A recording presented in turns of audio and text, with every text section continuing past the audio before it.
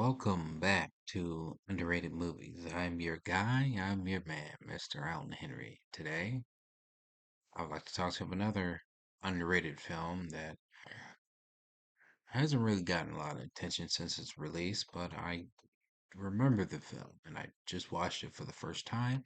This is Spaceman, Netflix's sci-fi drama starring Adam Sandler, Carey Mulligan, Paul Dano, and Isabella Rossellini.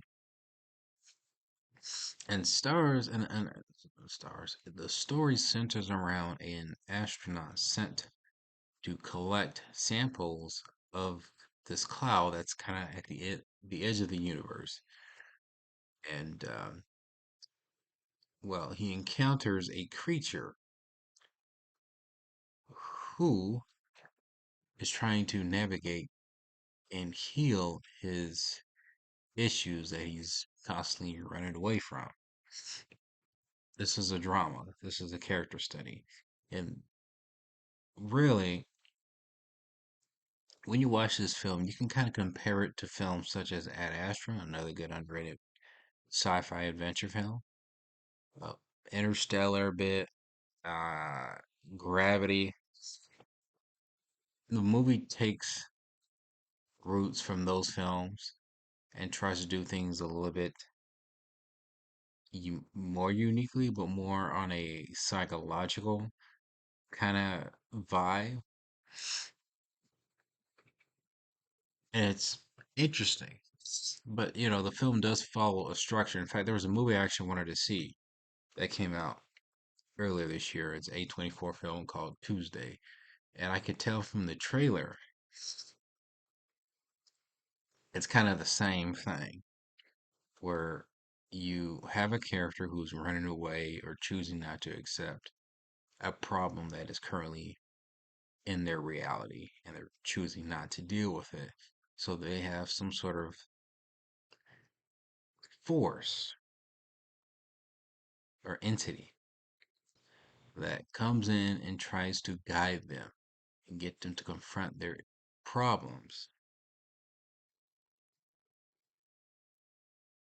until the very end of the film, which kind of usually how those movies tend to end. They usually the creature, the entity that usually does do that, tends to disappear until they deal with their problems. So that's kind of the main gripe I have to film that it doesn't deliver anything new in that structure because you've seen this kind of film before, but it's fascinating at the same time.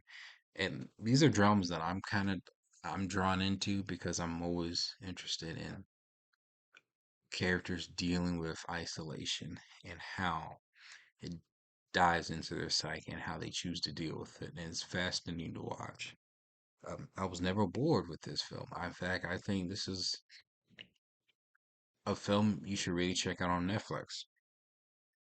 If you haven't seen the other films I mentioned before, because most of the film, well, I wouldn't say, well, yeah, a good chunk of the film takes place in the space station where Adam Sandler and this creature, which, if you see the trailer, it's a giant spider,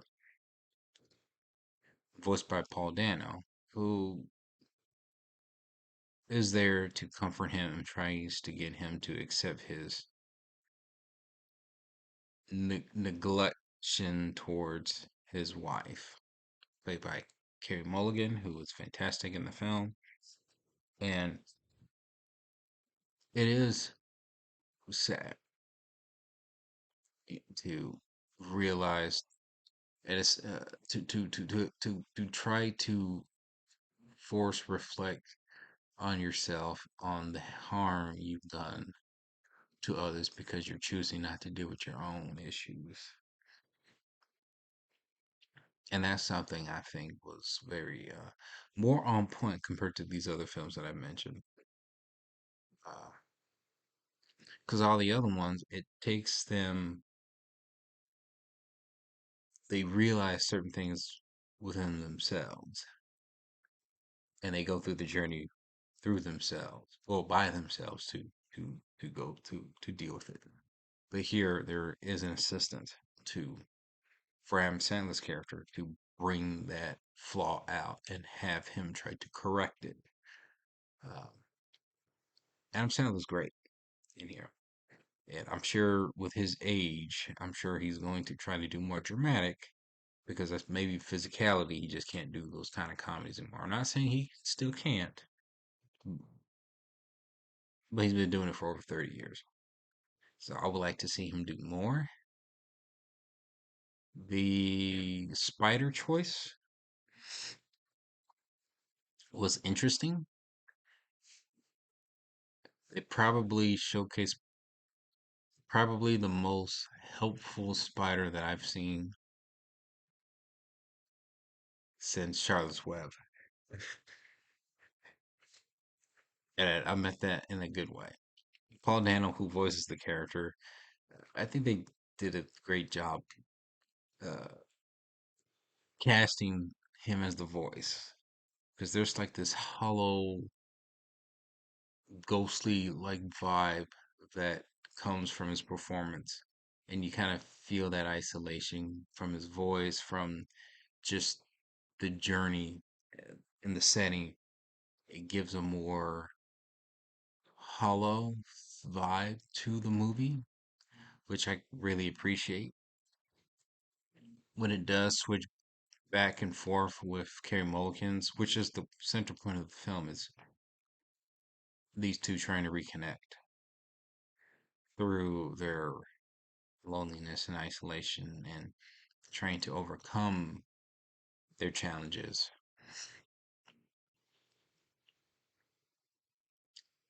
It was more fascinating. Well, the Carey Mulligan part wasn't as fascinating, but she was great in the screen time that they had.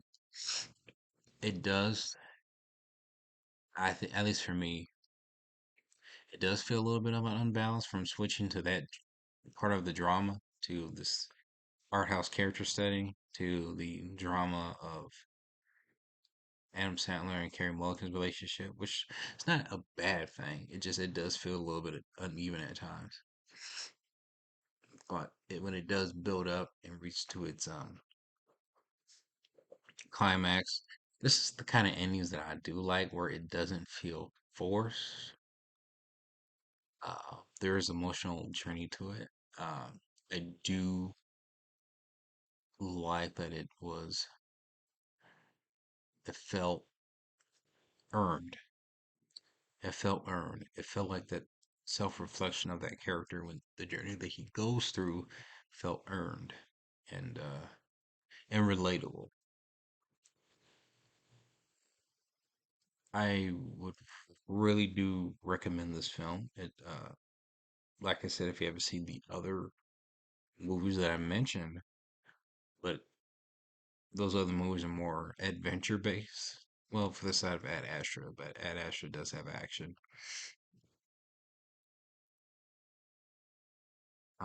This might be something you might want to take time to invest in, unless you do want more action.